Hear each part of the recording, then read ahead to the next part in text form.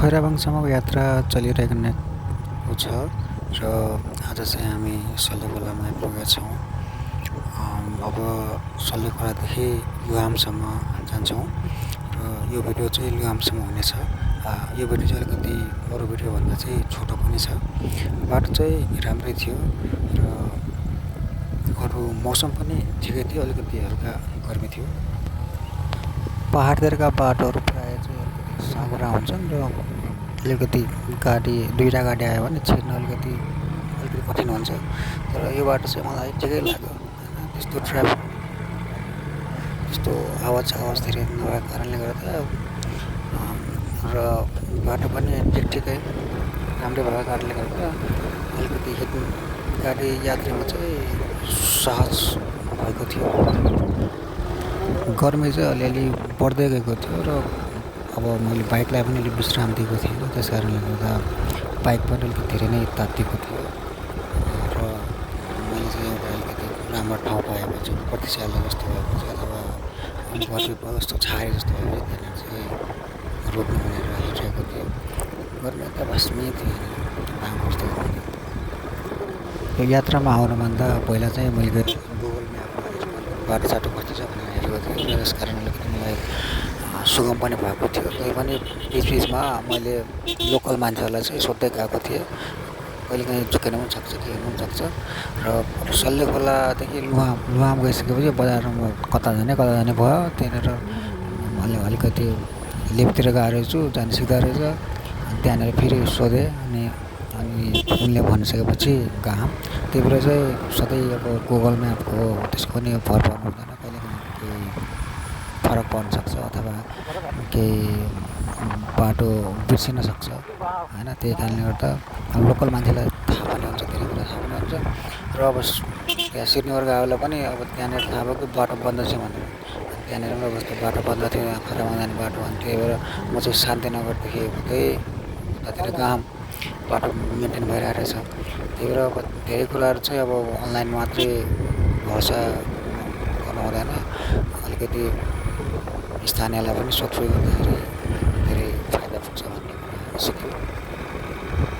बाटोमा सल्लाहका रुखहरू प्रशस्त रूपमा देख्न सकिन्छ अनि चारैतर्फ रहेको छ। अनि अलिकति तल चाहिँ समथर फाँट पनि रहेको छ जहाँ खेतीपाती गर्ने गरिन्छ। अनि म चाहिँ लुआमदेखि लान्तीतर्फ जाँदाखेरि चाहिँ धेरै मानिसहरूलाई चाहिँ खेतीपाती गर्नको लागि खेततर्फ गइरहेको र खोला आएको पानी सिँचाइ गरिरहेको रोपो राखिरहेको देख्न सकेँ। अन्त यो बाटो हिँड्दै गर्दाखेरि चाहिँ मैले धेरै आँपका बिरुवाहरू पनि देखेँ।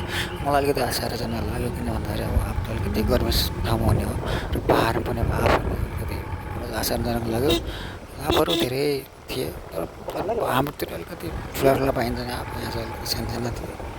अब चिसो ठाउँ पनि हुने रहेछ र अब यता दाङ पनि त कसैले अब सुन्तला फलाएको अलिकति रियर अलिकति कमै हुन्छ। त्यही पनि खुसी लाग्यो हामी देखेर। अब चाहिँ हामी लुआम बजार क्षेत्रभित्र आइसकेका छौँ र लुआम बजार मलाई धेरै राम्रो लाग्यो, ठुलै छ होइन। अब तुलसीपुरदेखि सिधै अब त्यहाँ जाँदाखेरि त अब कपुरकोट एउटा आउँछ अनि त्यस पछाडि लुआम आउँछ। लुआम चाहिँ अब कपुरकोटभन्दा अलिक ठुलो पनि लाग्यो र धेरै सुविधाहरू पनि भएको जस्तो, अलिकति चहलपहल धेरै हुने र धेरै राम्रो पनि लाग्यो। र म चाहिँ त्यहाँ गएर अलिकति एकछिन नास्ता गरेँ अनि त्यस पछाडि नास्ता गरिसके पछाडि अनि आफ्नो यात्रा चाहिँ फेरि मेनतर्फ दिएँ। अब यस्तै यो खाल्टाखुल्टीहरू आएपछि दिमाग खराब हुन्छ। एउटा अब आफ्नो एउटा मोमेन्टममा गएर आउँछ, आफ्नो गतिमा गएर आउँछ अनि त्यो गति चाहिँ बिरिहाल्छ क्या।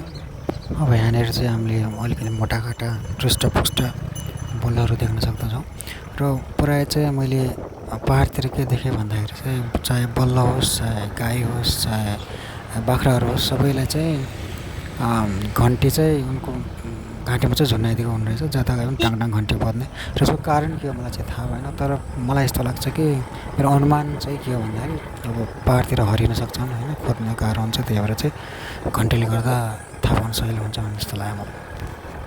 अनि पाहाडतिर चाहिँ प्रायः सबैले चाहिँ पशुपालनमा चाहिँ आबद्ध भएको पनि देखेँ मैले।